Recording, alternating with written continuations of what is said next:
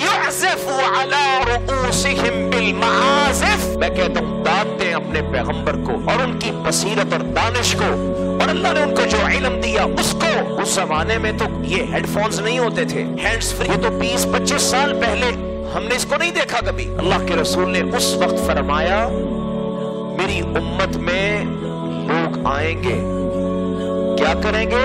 ان کے سروں کے اوپر موسیقی اور گانے بجائے جائیں گے، ان کے سروں کے اوپر۔ یعزف علی رؤوسہم بالمعازف۔ آج کیا ہوتا ہے؟ کانوں کے اندر ہینڈز فری ڈالی جاتی ہے، ہیڈ فون لگائے جاتے ہیں۔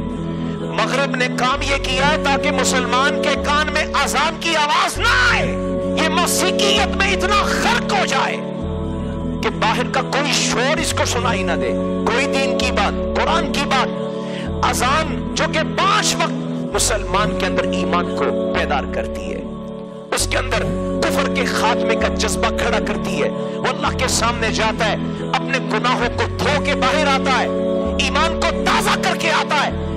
اذان کی آواز اس کے کان میں نہ چلی جائے، اس کے کان کو ساؤنڈ پروف کر دیں، ہیڈ فونز اور بہت اچھی کارکردگی والی ہینڈز فری۔ اللہ اکبر میرے دوستو اور عزیزو، یہ کون سا کلچر ہے؟ اللہ کے رسول نے فرمایا تھا ہاں یہ جن کے سروں کے پاس موسیقی بجائی جائے گی، گانے چلائے جائیں گے، یخسف اللہ بہم الارض، اللہ ان لوگوں کو زمین کا سینہ پھاڑ کے اس کی تہوں میں دھنسا دے گا۔ وَجَعَلَهُمْ الْقِرَدَةَ وَالْخَنَازِيرَ، اور ایسے لوگوں کو اللہ بندر اور خنزیر بنا دے گا۔